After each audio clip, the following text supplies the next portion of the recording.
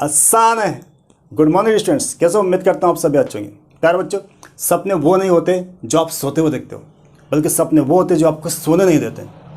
ये मैं रिपीट क्यों कर रहा हूँ? क्योंकि आज हम जिस शख्स की बात करेंगे, जिस शख्स के कार्यों के बारे में बात करेंगे, वो शख्स सपने देखते थे और उन्हें करने के लिए भरकस कोशिश करते थे। यहाँ तक कि नींद में भी उन्हें वही नजर आता था कि इस कार्य को पूरा करना है, कैसे करना है, कौन सा तरीका अपनाना है। तो स्टूडेंट्स, इसलिए मैं कहता हूँ बार बार कि सपने आपको सोने नहीं देते। सपने देखो, बड़े देखो, उसे पाने के लिए दिन रात एक कर दीजिए। डेफिनेटली सक्सेस एक दिन आपके पास होगी, आपके कदमों के नीचे होगी। तो प्यारे बच्चों, इसके पहले हमने अध्ययन किया था डोबेरानर के त्रिक और न्यूलैंड का अष्टक कॉन्सेप्ट सिद्धांत। ये दोनों क्यों फेल हुए इसके बारे में हमने चर्चा की। अब हमें तत्वों का क्लासिफिकेशन तो करना था। तो इनके बाद एक महान साइंटिस्ट आए, रसायनज्ञ आए, रसायन शास्त्र ज्ञाता जिसको हम बोलते हैं दिमित्री मेंडलीफ। इन्होंने अपना कॉन्सेप्ट दिया, बेहतर प्रयास किए और उसके अच्छे नतीजे सामने आए। और उन्होंने एक नई आवर्त सारणी, आवर्त नियम बनाया और उन्हें उनके कार्य के लिए नोबेल प्राइज़ भी दिया गया। तो यदि प्यारे बच्चों आपने हमारे इस चैनल को लाइक, शेयर और सब्सक्राइब नहीं किया है तो प्लीज़ कर लीजिएगा, क्योंकि ऐसे सारे इंपॉर्टेंट वीडियोस जो आपके लिए यूज़फुल होंगे वो मैं बना के आपको समय पर पहुंचा दूंगा। यदि आप सब्सक्राइब करते हो तो सारे वीडियो आपके पास आएंगे और मैं विश्वास दिलाता हूं कि आपके लिए बहुत यूज़फुल होंगे। तो आइए देखते हैं दिमित्री मेंडलीफ ने क्या कहा था, उनके क्या कार्य थे, उसका नियम क्या था और उनकी आवर्त सारणी क्या है। हम बात कर रहे हैं दिमित्री मेंडलीफ की। प्यारे बच्चों, मेंडलीफ ने जब कार्य करना शुरू किया उस समय तत्वों की संख्या कितनी हो चुकी थी, मतलब जो ज्ञात तत्व थे वो कितने थे, 63 थे। और इनका सबसे बड़ा अचीवमेंट था कि इन्हें सारे एलिमेंट्स को ग्रुप में क्लासिफाई कर दिया था, है ना। इन्होंने, जो न्यूलैंड ने गलती की थी, उन्होंने सिर्फ गलती ये कर दी थी, जब तत्वों को परमाणु भार के बढ़ते क्रम में हम व्यवस्थित करते हैं तो हर आठवां तत्व पहले तत्व के समान गुणों में समानता दर्शाएगा। ये कॉन्सेप्ट किसने दिया था? न्यूलैंड ने। लेकिन मेंडलीफ ने कॉन्सेप्ट तो वही लिया, क्या था, परमाणु के बढ़ते हुए भार के क्रम में व्यवस्थित करें, लेकिन उन्हें यह नहीं बताया कि हर आठवां तत्व पहले तत्व के समान गुणों में समान होगा। ये डिफरेंट था मेंडलीफ और न्यूलैंड में। तो प्यारे बच्चों, मेंडलीफ एक महान वैज्ञानिक थे और रसायन शास्त्र में उन्होंने बहुत इंपॉर्टेंट कार्य किए, है ना, और उनको इनके कार्य के लिए नोबेल प्राइज़ भी मिला। ठीक है, तो आइए देखते हैं कि मेंडलीफ ने जो बातें कही वो क्या थी। तो स्टूडेंट्स, मेंडलीफ ने भी तत्वों को उनके परमाणु भार के क्रम में व्यवस्थित किया और जब व्यवस्थित करने पर उन्होंने पाया कि एक निश्चित अंतराल के बाद समान गुणधर्म वाले तत्वों की पुनरावृत्ति हो रही है। तो इसको आधार बनाकर उन्होंने एक नियम बनाया जो कि तत्वों के क्लासिफिकेशन के लिए उस समय पहला नियम था, और वो नियम था मेंडलीफ पीरियोडिक लॉ। ठीक है फ्रेंड्स, ये नियम ये कहता है कि जब तत्वों को उनके परमाणु भार के बढ़ते हुए क्रम में व्यवस्थित किया जाता है तो एक निश्चित अंतराल के बाद समान गुण धर्म वाले तत्वों की पुनरावृत्ति होने लगती है। अर्थात हम यदि इसको यूं लिखे कि तत्वों के भौतिक एवं रासायनिक गुणधर्म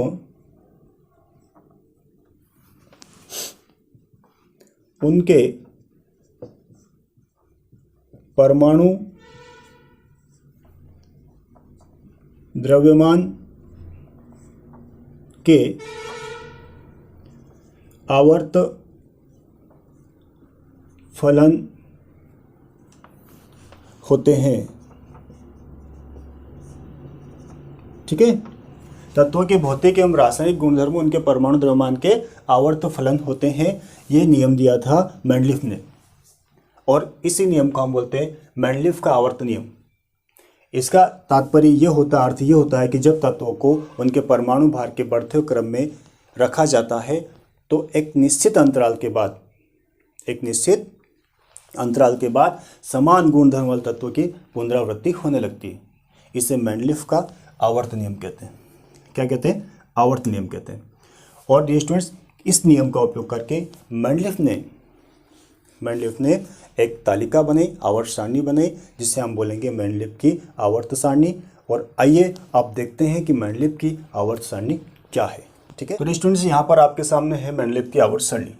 ठीक, अब हम ये तो जानते हैं कि मेंडलीफ ने आवर्त सारणी का जो निर्माण किया था डियर स्टूडेंट्स, उसमें जो तत्वों ने जमाए थे वो उनके एटॉमिक मास के बढ़ते हुए क्रम में उनको व्यवस्थित किए थे। ठीक है, और एक निश्चित अंतराल के बाद समान गुणों वाले तत्वों की पुनरावृत्ति होने लगी थी। तो यदि हम इसकी विशेषताओं की बात करें, है ना, विशेषताओं की बात करें तो यहाँ पर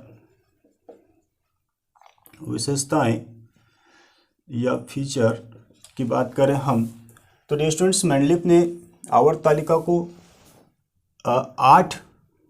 8 ग्रुप मीन्स समूह में बांट रखा था। ठीक है, और समूह किसको नाम दिया? ये जो दिख रहे हैं यहाँ पर 1 2 3 4 5 6 7 8, है ना। या तो हम ये ऊर्ध्व कालम बोल सकते हैं, ऊर्ध्व स्तंभ, या फिर इंग्लिश में यदि हम देखें तो उसको बोलते हैं 8 हमारे पास, या मेंडलीफ के आवर्त सारणी में 8 थे वर्टिकल कॉलम, है ना, और जिनको नाम दिया था उसने ग्रुप, है ना। और ग्रुप मीन्स होता है हिंदी में समूह, मतलब 8 समूह थे। यहाँ पर आप एक बार और दिख रहे होगी कि इन समूह को भी उनने सब ग्रुप में बांट रखा है। 1 से लेकर 7 तक के जो ग्रुप थे उनको ए बी 7 मतलब सब ग्रुप में बांट रखा है, लेकिन 8वें ग्रुप में कोई सब ग्रुप नहीं है। तो हम ये देख सकते हैं कि 1 से 7 तक के जो ग्रुप है उनको, है ना, सब ग्रुप किस किस में बांट रखा है?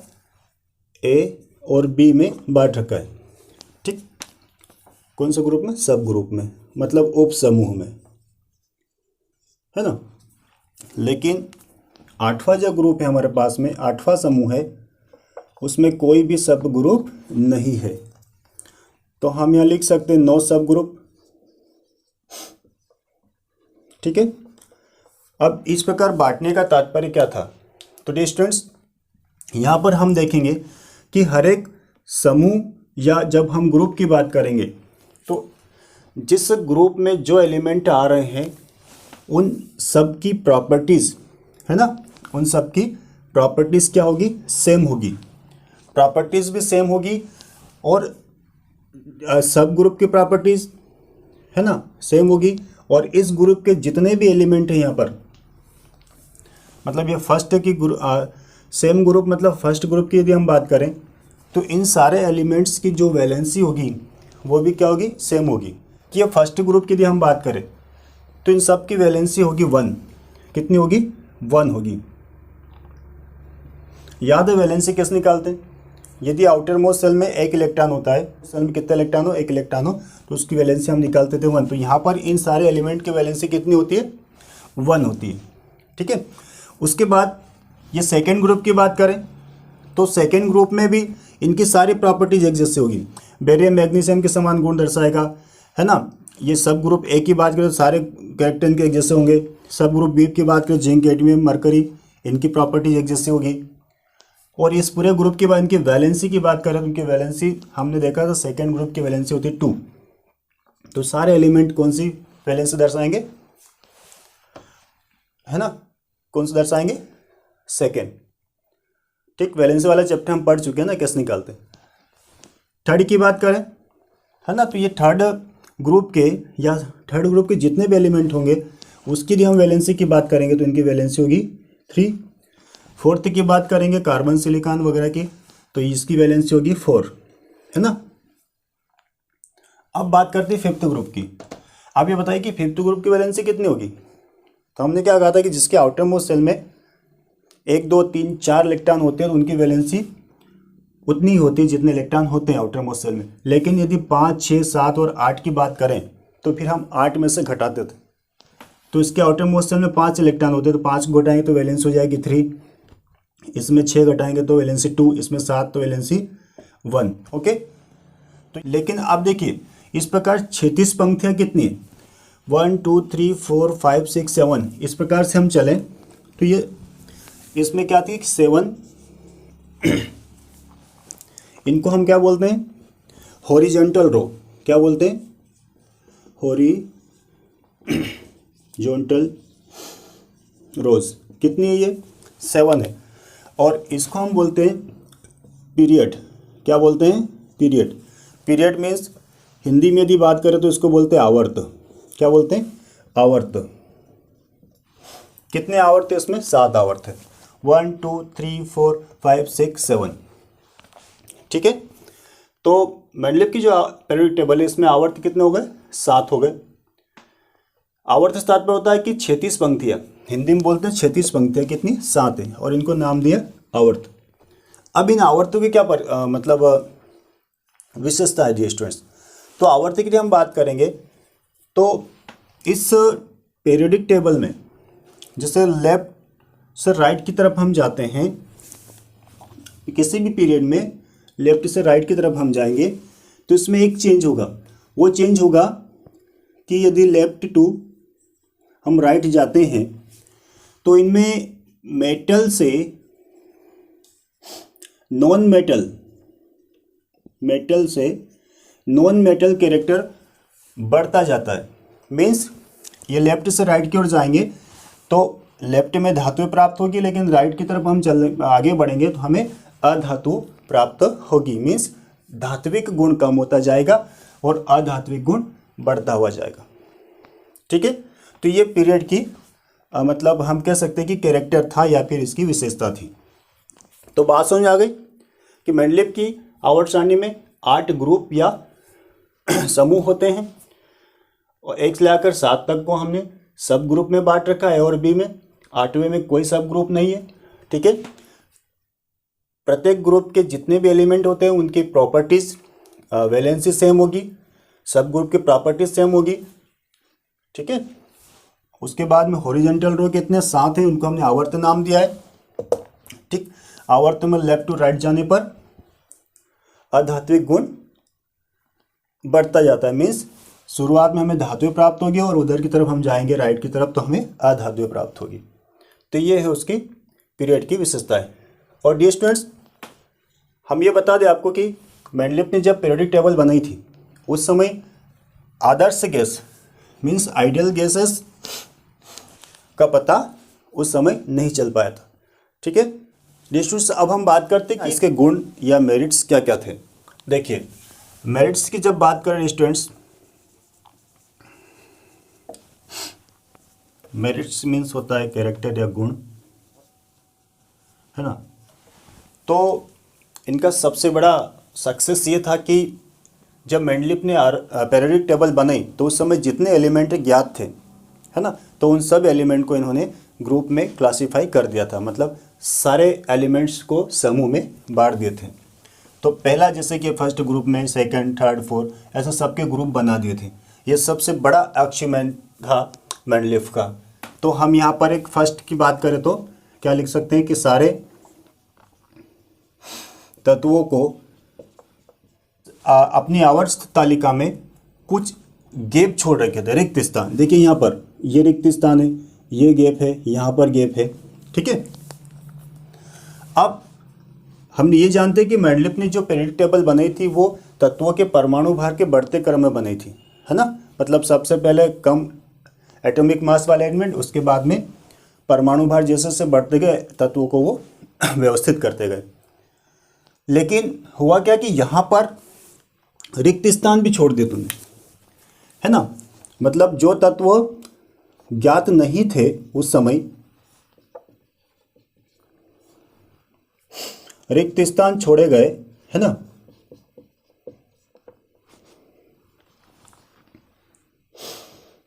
जो तत्व ज्ञात नहीं थे उनके लिए। अब देखिए ये बात क्या कह रही है यहाँ पर कि उन तत्वों के लिए रिक्तांश छोड़े जो तत्व उस समय ज्ञात नहीं थे, और उनको ये कैसे पता चला कि भैया जो नया डिस्कवर्ड एलिमेंट होगा वो सिर्फ या तो एलिमेंट के पास आएगा या बोरॉन के इधर पास में आएगा या सिलिकॉन के जस्ट नीचे आएगा। ठीक है, ये तो बहुत बड़ी बात हुई कि यहीं पर आएगा एलिमेंट।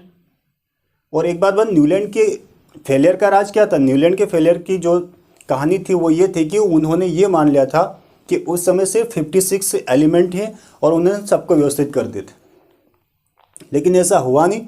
बाद में जब एलिमेंट्स की संख्या बढ़ती गई, डिस्कवरी होती गई, तो उनका वो नियम रूल्स क्या हो गया था? फेल हो गया था। लेकिन मेंडलीफ ने ऐसी गलती नहीं की। मेंडलीफ ने क्या करा कि जब एटॉमिक मास के बढ़ते क्रम में तत्वों को जमाया तो उन्होंने जो स्थान रिक्त छोड़े थे, तो क्यों छोड़े होंगे? उन्होंने ऐसा क्या पाया कि यहाँ पर कोई और एलिमेंट आ सकता है? तो डियर स्टूडेंट्स, जब वो तत्वों को परमाणु भार के बढ़ते क्रम में जमा रहे थे तो उन्होंने पाया कि जैसे ये जिंक से आर्सेनिक की तरफ जाएं तो यहाँ पर उनके एटॉमिक मास में डिफरेंस था वो बहुत ज़्यादा आ रहा था। डिफरेंस क्या हो रहा था? बहुत ज़्यादा आ रहा था। तो उनको लगा कि इतना डिफरेंस यदि एकदम से जंप हो रहा है ना, बहुत ज़्यादा अंतर आ रहा है, तो स्वाभाविक है आने वाले समय में यहाँ पर या यहाँ पर, ठीक है, कोई ना कोई एलिमेंट ऐसा आएगा जो इनके बीच वाले एटॉमिक मास वाला होगा। बहुत बड़ी बात है। और एल्यूमिनियम के नीचे वाला यदि कोई एलिमेंट एलिमेंट आ रहा है तो वो इसी के समान कैरेक्टर दर्शाएगा, सारी प्रॉपर्टीज एलिमेंट के समान होगी। या सिलिकॉन के नीचे जो एलिमेंट आएगा उसकी प्रॉपर्टी सिलिकॉन के समान होगी, सारे गुण उसके उसी के समान होंगे। तो उन्होंने डिस्टेंस यहाँ पर रिक्तस्थान छोड़ दिए गए ताकि कोई एलिमेंट की डिस्कवरी होती है तो वो इसी गुण वाले होगी और यहीं पर वो एलिमेंट आएगा। ये बड़े कॉन्फिडेंस के साथ उन्होंने बात कही थी। ठीक है, तो ये रिक्त स्थान छोड़ दिए गए थे। अब रिक्त स्थान छोड़ने के बाद कुछ समय के बाद, और उन्होंने बोल दिया था कि आने वाला जो एलिमेंट होगा एल्यूमिनियम के ठीक एक नीचे जो एलिमेंट आएगा उसका नाम क्या होगा। तो डिस्टेंस ने बताया था कि यदि एल्यूमिनियम के नीचे कोई डिस्कवरी होती है और इसके समान एक गुणधर्म वाला एलिमेंट प्राप्त होगा तो उसका नाम उन्होंने दिया था distance Ekka aluminium. Ekka aluminium क्या नाम होगा उसका? एक्का एल्यूमिनियम। और ये एक्का एल्यूमिनियम की सारी प्रॉपर्टीज एल्यूमिनियम के समान होगी। ठीक है, तो आप जानकर हैरान हो जाओगे डियर स्टूडेंट्स कि वास्तव में जब बाद में डिस्कवर हुआ ना गैलियम, अगला एलिमेंट जब डिस्कवर हुआ कौन? गैलियम, तो स्टूडेंट्स इसकी सारी प्रॉपर्टीज एल्यूमिनियम के समान थी। कितनी बड़ी बात है ये, अमेजिंग है। मतलब कोई एक आम इंसान उसके बारे में विचार भी नहीं कर सकता कि ऐसा ही होगा, लेकिन इन्हें पहले प्रेडिक्ट कर दिया था, पहले भविष्यवाणी कर दी थी। उसी प्रकार सिलिकॉन के नीचे है ना, उसी प्रकार उन्होंने क्या बोला कि सिलिकॉन के नीचे भी गैप छोड़ी थी और यहाँ पर कोई एलिमेंट डिस्कवर होगा उसका नाम होगा एक्कास एलिमेंट, एक्का सिलिकॉन। और कोई एलिमेंट जो ज्ञात हुआ वो हुआ जर्मेनियम, और इसकी सारी प्रॉपर्टीज, जर्मेनियम की सारी प्रॉपर्टीज सिलिकॉन के समान थी। गुणधर्म, डेंसिटी वगैरह, वैलेंस, सारे के सारी किसके समान थी? सिलिकॉन के समान थी। तो ये बहुत बड़ी उपलब्धि थी मेंडलीफ की। तो डिस्टेंस, तो ये एक्का मतलब एक अधिक, और एक्का शब्द संस्कृत का है। इनका एक बहुत ही क्लोजली फ्रेंड था जिसका, जो संस्कृत के स्कॉलर थे, एक्का संस्कृत से लिया गया है और इन्होंने एक्का का उपयोग अपनी पीरियोडिक टेबल बनाने में यूज़ किया मेंडलीफ ने, और इनका जो भी फ्रेंड था उन्होंने साउंड में एक्का का उपयोग किया था। तीसरा जो गुण या मेरिट था वो था कि करेक्शन एटॉमिक मास। एटॉमिक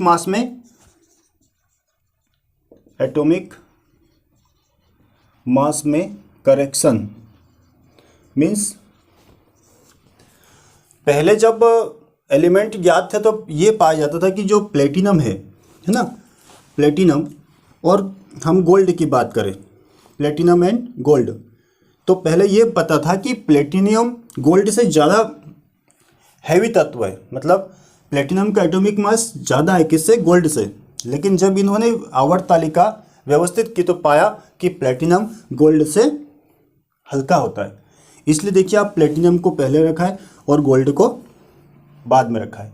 और स्टूडेंट्स, जिस समय ये पीरियोडिक टेबल बनी थी उस समय आदर्श या आइडियल गैसेस, है ना, कौन सी गैसेस, आइडियल गैस की खोज नहीं हुई थी, मतलब खोज नहीं हुई थी, मतलब अनडिस्कवर्ड थी आइडियल आदर्श गैसेस, हीलियम, नियॉन, आर्गन, है ना, जिनान, गिप्टान, जो भी, इनकी खोज नहीं हो पाई थी उस समय भी। अब हम बात करते कि क्या ये भी मेंडलीव की आवर्त सारणी भी फ्लॉप हो गई, फेल हो गई, ऐसा क्यों हुआ, क्या वास्तव में ये सारणी भी फ्लॉप हो गई, तो बिल्कुल ये सारणी भी फेल हो गई। और क्यों हो गई, देखिए हम देखते हैं इनके दोष या फिर क्या बोल सकते हैं हम, कमियां, इस आवर्त सारणी की कमियां।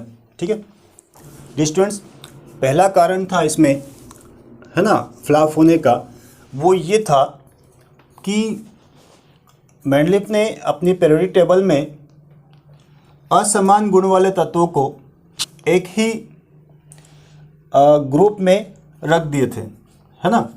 कैसे, जैसे डियर स्टूडेंट्स, यदि हम कॉपर, सिल्वर, गोल्ड की बात करें और ये लिथियम, सोडियम, पोटेशियम की बात करें, तो इनकी जो प्रॉपर्टीज है वो सिर्फ इतना मैच करती है कि ये सिर्फ मेटल है, बाकी सारे इनके प्रॉपर्टीज इनसे अलग हैं, है ना। जैसे लिथियम, सोडियम, पोटेशियम को किसके साथ रख दिया, कॉपर, सिल्वर और गोल्ड के साथ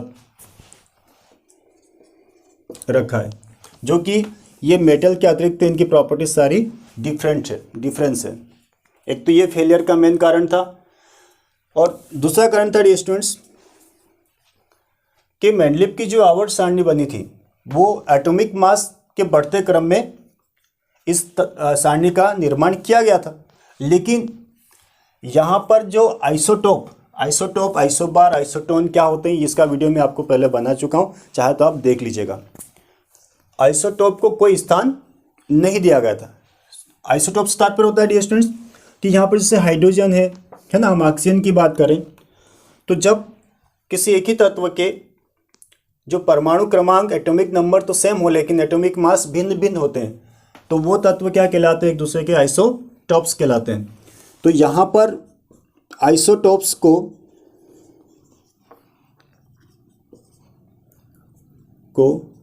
सारणी में स्थान नहीं दिया गया। कैसे, जैसे हाइड्रोजन की बात करें तो हाइड्रोजन के 3 आइसोटोप होते हैं डियर स्टूडेंट्स, जैसे कि एक होता है H11, है ना, दूसरा होता है H12 और तीसरा होता है H13, है ना, प्रोटियम, ड्यूटेरियम, ट्राइटियम, ये 3 आइसोटोप्स होते हैं। आइसोटोप समझ गए ना, जिनके एटॉमिक नंबर तो सेम हो लेकिन, है ना, एटॉमिक मास भिन्न भिन्न हो।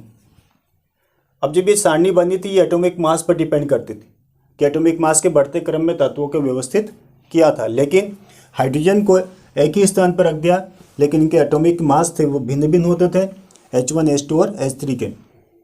होना क्या था, इन तीनों को अलग अलग रखना था, लेकिन ऐसा नहीं किया। इसके साथ में ऑक्सीजन की बात करें, ऑक्सीजन एक होता है 16 और एक होता है 18, 16 और 18, इनको भी एक ही स्थान पर रख दिया गया है, अलग अलग स्थान नहीं दिया। तो ये भी एक फेलियर का कारण था। क्यों, क्योंकि इनका जो रूल्स था वो था एटॉमिक मास का इंक्रीज या बढ़ता हुआ क्रम, लेकिन यहाँ पर ये इसका फॉलो नहीं कर रहे थे, तो ये भी उसका फेलियर था। ठीक है डियर स्टूडेंट्स, तीसरा फेलियर क्या था इनका, तीसरा फेलियर ये था कि हम अभी ये जानते ना कि एटॉमिक मास के बढ़ते क्रम में इस सारणी का निर्माण किया था या रूल्स दिया था इनने, लेकिन हुआ क्या कि यहाँ पर कोबाल्ट और निकिल की यदि हम बात करें तो निकिल का एटॉमिक मास कम है और कोबाल्ट का ज़्यादा है। तो ये कह सकते हैं हम कि अधिक है ना, अधिक परमाणु